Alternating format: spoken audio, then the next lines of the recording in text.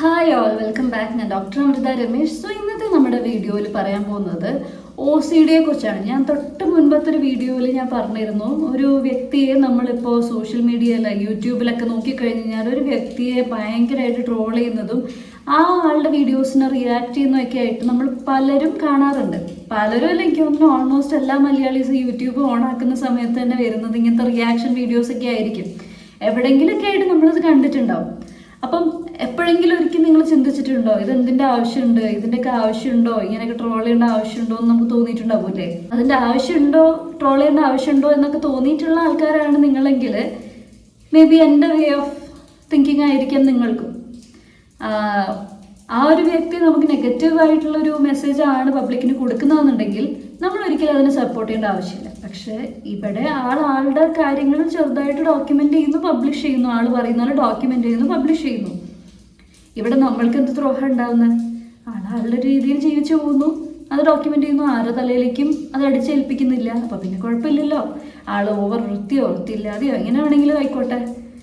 അപ്പോൾ ആൾ ചെയ്ത ചില കാര്യങ്ങൾ നമുക്ക് ആക്സെപ്റ്റ് ചെയ്യാൻ ബുദ്ധിമുട്ടുള്ളത് എന്തുകൊണ്ടാണെന്ന് എനിക്ക് അറിയുന്നില്ല. നല്ല കാര്യങ്ങൾ നമ്മൾ ആക്സെപ്റ്റ് ചെയ്യേണ്ടതാണല്ലോ ചിലതൊക്കെ. അപ്പോൾ അത് ആ രീതിയിൽ നമുക്ക് ആക്സെപ്റ്റ് ചെയ്യാവുന്ന കാര്യങ്ങളും കൂടെയാണ്. പിന്നെ ആ ഒരു വീഡിയോയിൽ ആ ഒരു വീഡിയോ അല്ല, അവരുടെ തന്നെ ഒരു വീഡിയോയിൽ ഒരു യൂട്യൂബ് ഇൻ്റർവ്യൂ, ഏതൊരു ചാനൽ ഇൻ്റർവ്യൂവിൽ പറയുന്നുണ്ട്, അവർക്ക് എന്താ പറയുക, ഒരു വിസിൽ വൃത്തിയാക്കാനായിട്ട് ഒരു ടിഷ്യൂ ചോദിച്ച സമയത്ത് അവരുടെ വൈഫ് പറയുന്നുണ്ട്, എനിക്ക് ഞങ്ങൾക്ക് ചെറിയ OCDൻ്റെ പ്രശ്നമുണ്ടെന്ന് അറിയാമല്ലോ എന്നിട്ടൊരു ഫണ്ണി ആയിട്ട് പറയുന്നുണ്ട്. പക്ഷെ OCD എന്താണെന്ന് ഞാൻ ജസ്റ്റ് നിങ്ങൾക്കൊന്ന് പറഞ്ഞുതരാം. OCD എന്ന് പറയുന്നത് നമുക്കിപ്പോൾ ചെറിയൊരു ക്ലെൻലിനെസ്, ഒരു വൃത്തി അല്ലെങ്കിൽ അടക്കം ഒതുക്കം വൃത്തി ചിട്ടവട്ടങ്ങളൊക്കെ ഉള്ള ആൾക്കാർക്ക് ഒരിക്കലും നമുക്കത് പൂർണ്ണമായിട്ടും അത് OCD എന്ന് പറയാൻ പറ്റില്ല. OCD എന്ന് പറയുന്നത് സംതിങ് ഡിഫറെൻറ്റ്, കുറച്ചും കൂടി എക്സ്ട്രീം ആയിട്ടുള്ളൊരു കാര്യമാണ്. അപ്പോൾ അവരെ സംബന്ധിച്ച് OCD ഉണ്ടോ ഇല്ലയോ എന്ന് നമുക്കറിയില്ല. നമ്മൾ ഈ പുറത്ത് കാണുന്നത് മാത്രമേ നമുക്കറിയുള്ളൂ. കാരണം അവരുടെ വീട്ടിൽ നമ്മൾ അവരുടെ കൂടെ അല്ല ജീവിക്കുന്നത്, അല്ലെങ്കിൽ ഒരു ഹെൽത്ത് പ്രൊഫഷണൽ എന്നുള്ള രീതിയിൽ അവരുമായിട്ട് നമുക്കൊരു അടുത്ത് ഇടപഴകിയിട്ടുമില്ല. അപ്പോൾ അതുകൊണ്ട് തന്നെ നമുക്ക് അവർക്ക് OCD ആണെന്ന് അവർ പറയുമ്പോഴത്തേക്കും നമുക്കറിയില്ല എന്താണെന്നുള്ളത്. അപ്പോൾ OCD എന്താണെന്ന് നമുക്ക് ജസ്റ്റ് ഈ ഒരു വീഡിയോയിൽ കൂടെ നോക്കാം. അപ്പം നമുക്ക് OCD എന്താണെന്നുള്ളതിലേക്ക് ചെല്ലാം. അപ്പോൾ OCD എന്ന് പറയുന്നത് രണ്ട് ഭാഗമായിട്ട് നമുക്കതിനെ തിരിക്കാം. ഒബ്സസീവ് കമ്പൾസീവ് ഡിസോർഡർ എന്നാണ് OCDൻ്റെ നമ്മൾ ഡിസ്ക്രൈബ് ചെയ്യുമ്പോൾ പറയുന്നത്, അതിൻ്റെ ഫുൾ ഫോം എന്ന് പറയുന്നത്. അപ്പോൾ ഒബ്സഷൻ എന്ന് പറയുന്ന ഒരു വാക്കും കമ്പൾസീവ് എന്നുള്ളതിന് കമ്പൽഷൻ എന്നുള്ളതും ഒരു വാക്കായിട്ട് നമുക്ക് എടുക്കാം. ഒബ്സഷൻ എന്ന് പറയുന്നത് നമുക്കെപ്പോഴും അത് തോട്ട്സ് വരുന്നതാണ്. അങ്ങനെ ചെയ്താൽ ഇങ്ങനെയാവോ, ഇങ്ങനെ ആയാൽ അങ്ങനെയാവോ എന്നുള്ളൊരു തോട്ടാണ്. എന്നാൽ ഈ ആ തോട്ടിനെ ഓവർകം ചെയ്യാൻ വേണ്ടിയിട്ടുണ്ടാകുന്ന ഒരു പ്രവൃത്തിനെയാണ് നമ്മൾ കമ്പൾഷൻ എന്ന് പറയുന്നത്. അതൊരു ആക്റ്റാണ്. അവിടെ നമ്മൾ പ്രവർത്തിക്കുകയാണ്. ആ ഒരു തോട്ടിനെ മറികടക്കാൻ വേണ്ടിയിട്ട് നമ്മൾ ചെയ്യുന്നൊരു പ്രവൃത്തി. അപ്പോൾ അതാണ് OCD എന്ന് പറയുന്നത്.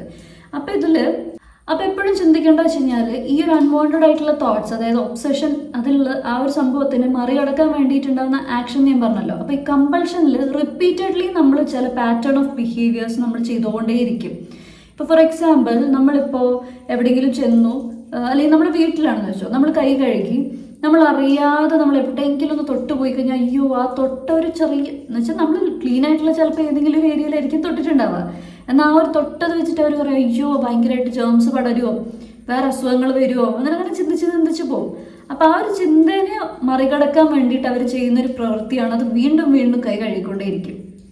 ഓക്കെ, അതാണ് ഒബ്സസീവ് കമ്പൾസീവ് ഡിസോർഡറിൽ കമ്പൾഷനിൽ വരുന്നത് ആ ആക്ഷനെയാണ് അങ്ങനെ നമ്മൾ പറയുന്നത്. അപ്പോൾ റിപ്പീറ്റേറ്റീവ് ആയിട്ട് ആ ബിഹേവിയർ നടന്നുകൊണ്ടേയിരിക്കും. അപ്പോൾ കോമൺ ആയിട്ട് OCD ഉള്ള ആൾക്കാരിൽ ഈ കമ്പൾഷൻ എന്ന് പറയുന്ന ഈ ആക്ട് അവർ ചെയ്യുന്ന കാര്യങ്ങളിൽ കോമൺ ആയിട്ട് ചില ആൾക്കാരിൽ വരുന്നൊരു സിംറ്റംസ് എന്ന് പറയുന്നത് എന്താ വെച്ചാൽ, ഇടയ്ക്കിടയ്ക്ക് ഇങ്ങനെ വാഷ് ചെയ്തുകൊണ്ടേയിരിക്കും. കൈ ഇങ്ങനെ വാഷ് ചെയ്യും, പിന്നെ അവിടെ ചെല്ലും, എന്തോ തൊട്ടെന്ന് വിചാരിക്കും, വീണ്ടും അത് പ്രോപ്പർ ആയില്ല, ഞാൻ കൈ കഴുകിയത് പ്രോപ്പർ ആയില്ല, ജേംസ് ഉണ്ടാവും, ഇന്ന അസുഖങ്ങൾ വരാം, എനിക്ക് ഭയങ്കര പ്രശ്നമാവാം എന്നൊക്കെ വിചാരിച്ച് വീണ്ടും കഴുകിക്കൊണ്ടേയിരിക്കും സോപ്പിട്ടിട്ട്. അങ്ങനെ ചെയ്യുന്ന ഒരു പ്രവൃത്തി നമ്മൾ കാണാം. അതൊരു റിപ്പീറ്റേറ്റീവ് ആയിട്ടുള്ളൊരു ആക്ഷനാണ്, അവിടെ ചെയ്യുന്ന ഒരു ആക്ടിവിറ്റിയാണ്. അപ്പോൾ ആ ഒരു രീതിയിലും ചെയ്യുന്ന ആൾക്കാരുണ്ട്. പിന്നെ ചില ആൾക്കാരുണ്ട് ഡോർ ലോക്ക്ഡ് ആണോ എന്ന് വീണ്ടും വീണ്ടും റീചെക്ക് ചെയ്തുകൊണ്ടേയിരിക്കും. ലോക്ക് ചെയ്ത് വന്ന് കിടന്നതായിരിക്കും, പിന്നെ ഒരു ചിന്തയായിരിക്കും, എണീറ്റ് പോകും, വീണ്ടും നോക്കും ലോക്ക് ചെയ്തിട്ടുണ്ടോ എന്ന്. അങ്ങനെ വീണ്ടും വീണ്ടും മേക്ക് ഷുവർ ചെയ്യും അത് ലോക്ക് ചെയ്തിട്ടുണ്ടോ എന്നുള്ളത്. എന്നാലൊരു ഒരു ഇതായിരിക്കും ആൻസൈറ്റി. അപ്പോൾ ഇങ്ങനെയാണ് നമുക്ക് OCD കാണാൻ പറ്റുന്ന കോമൺ ആയിട്ടുള്ളൊരു കാര്യം എന്ന് പറയുന്നത്.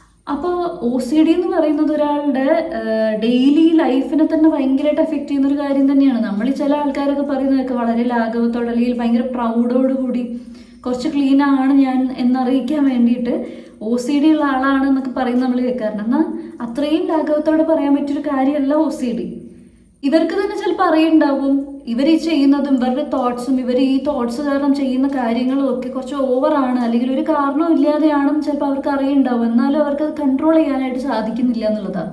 പിന്നെയുള്ള വെച്ച് കഴിഞ്ഞാൽ ചിലപ്പോൾ ആൾക്കാർ വീണ്ടും വീണ്ടും ഗ്യാസ് ഓഫ് ആക്കിയിട്ടുണ്ടോ എന്നുള്ളൊരു ചിന്ത കാരണം വീണ്ടും വീണ്ടും പോയി നോക്കും ഗ്യാസ് ഓഫ് തന്നെയാണോ എന്നുള്ളത് അറിയാൻ വേണ്ടിയിട്ട്. അങ്ങനത്തെ പ്രവൃത്തി നമ്മൾ കാണാറുണ്ട്. ഇത് ശരിക്കും പറഞ്ഞു കഴിഞ്ഞാൽ വൃത്തി എന്നുള്ള കാറ്റഗറിയിൽ നമുക്ക് കൂട്ടാൻ പറ്റുന്ന ഒരു കാര്യമല്ല. ഇതൊരു മെന്റൽ ഹെൽത്ത് കണ്ടീഷൻ തന്നെയാണ്. ഇതിന്റെ റീസൺസ് എന്ന് പറയുമ്പോൾ അത് ജനറ്റിക് ആയിട്ട് വരാം, പാരമ്പര്യമൊക്കെ ആയിട്ട് ജീനെന്ന് നമുക്ക് പാസ് ചെയ്തിട്ട് അങ്ങനത്തെ ഒരു ടെൻഡൻസി ഉണ്ടെങ്കിൽ അത് വരാം. അതല്ലാന്നുണ്ടെങ്കിൽ എൻവയോൺമെന്റിന്റെ ഒരു കോസായിട്ട് വരും. അതെങ്ങനെ വെച്ചാൽ എൻവയോൺമെന്റ് ഇങ്ങനെ ഒരു കോസാന്ന് വെച്ച് കഴിഞ്ഞാൽ ഇപ്പോൾ ഒരു OCD ഉള്ള ഒരു വ്യക്തി ചെയ്യുന്ന ആക്ട് ഒക്കെ നമ്മൾ കണ്ടുകൊണ്ടിരിക്കുമ്പോൾ അത് കണ്ട് നമ്മളത് മോഡലിംഗ് പോലെ, അതായത് ആ ആൾ എന്താണോ ചെയ്യുന്നത് അത് കണ്ടിട്ട് അതുപോലെ ചെയ്യാനായിട്ട് അല്ലെങ്കിൽ അത് കണ്ടു പഠിക്കാന്നൊക്കെ പറയില്ലേ, അങ്ങനെ ആവാം. പിന്നെ ഓട്ടോ ഇമ്മ്യൂൺ ഡിസോർഡർ ഉണ്ടെങ്കിൽ അതൊരു കോസായിട്ട് വരാം. പിന്നെ ന്യൂറോളജിക്കലി എന്തെങ്കിലും പ്രോബ്ലം, എന്തെങ്കിലും ബുദ്ധിമുട്ടുകൾ ഉണ്ടായിട്ടുണ്ടെന്നുണ്ടെങ്കിൽ, എന്തെങ്കിലും ബ്രെയിൻ ആക്സിഡന്റോ അല്ലെങ്കിൽ മറ്റെന്തെങ്കിലും കാരണങ്ങളാണ് അങ്ങനെ എന്തെങ്കിലും ന്യൂറോളജിക്കൽ പ്രോബ്ലം ഉണ്ടെന്നുണ്ടെങ്കിൽ അങ്ങനെ വരാം.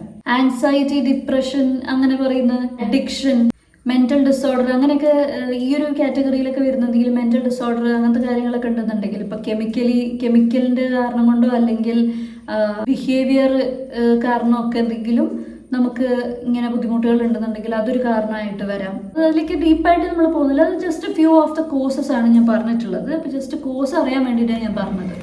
അപ്പൊ നമ്മൾ അറിഞ്ഞോ അറിയാതെയോ നമ്മളുടെ ഉള്ളിൽ നിന്ന് വരുന്നൊരു ഇറാഷൻ, നമുക്ക് എന്താണെന്നറിയില്ല, കാരണമായിട്ട് വരുന്നൊരു ആങ്സൈറ്റി, അതിനെ നമ്മൾ എങ്ങനെയെങ്കിലും മറികടക്കാൻ വേണ്ടിയിട്ടാണ് ഈ ഒരു OCD എന്ന് പറയുന്ന ഒരു സംഭവത്തിലേക്ക് എത്തുന്നത്. അപ്പോൾ ഇതിനെ മറികടക്കാൻ നമ്മുടെ ബ്രെയിൻ തന്നെ അതിനൊരു പരിഹാരമായിട്ട് ഉള്ളൊരു രീതിയിൽ റിസൾട്ട് ചെയ്യുന്നതാണ് നമ്മളുടെ ഈ ഒരു OCD എന്ന് പറയുന്നത്. ഇപ്പോൾ ഒരു എക്സാമ്പിൾ, ഞാൻ ജസ്റ്റ് ഒരു എക്സാമ്പിൾ പറയുകയാണെന്നുണ്ടെങ്കിൽ, ഒരു ചെറിയൊരു കുട്ടി, ഒരു 9-10 വയസ്സുള്ള ഒരു പെൺകുട്ടി ആരായിക്കോട്ടെ, ഒരു നടന്നിട്ടുള്ളൊരു കാര്യം വെച്ചിട്ട് എക്സാമ്പിൾ ഞാൻ പറയുന്നത്.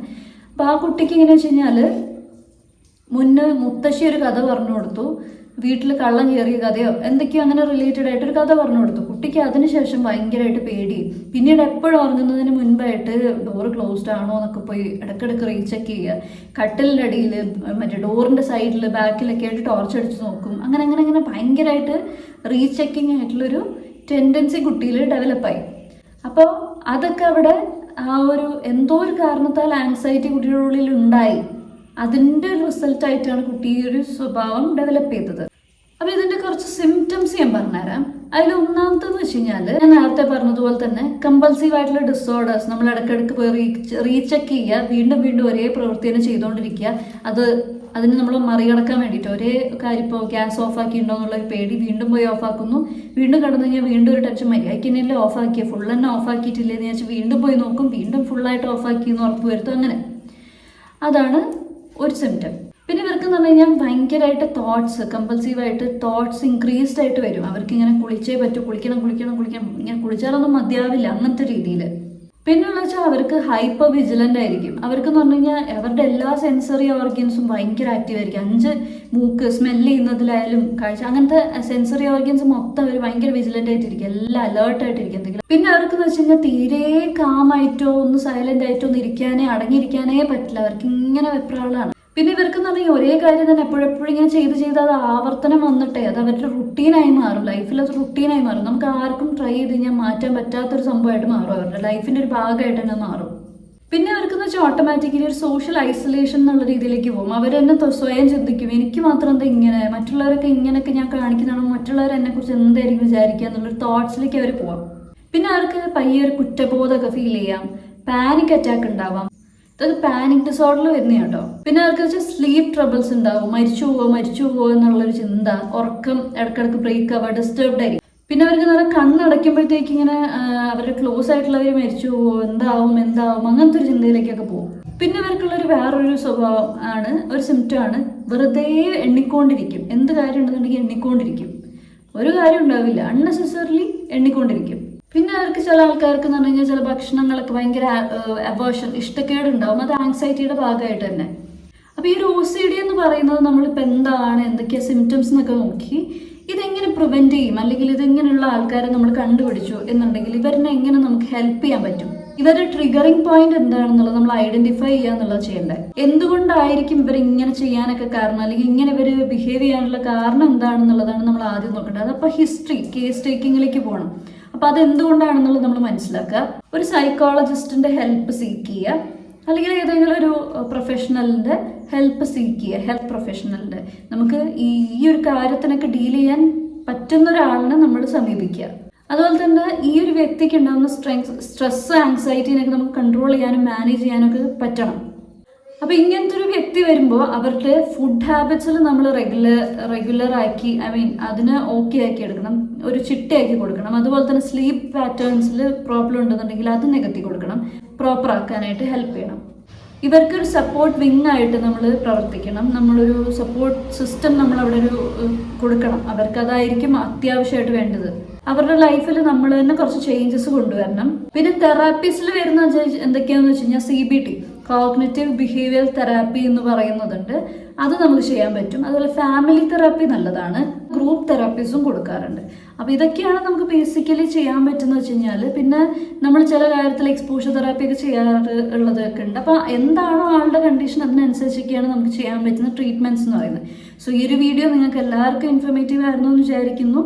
ഇങ്ങനെ ആരെങ്കിലും ഇതുപോലെയൊക്കെ തോന്നുന്നുണ്ടെന്നുണ്ടെങ്കിൽ നിങ്ങൾ അവർക്ക് ഇത് ഷെയർ ചെയ്ത് കൊടുക്കുക. നിങ്ങളും സ്വയം മനസ്സിലാക്കുക.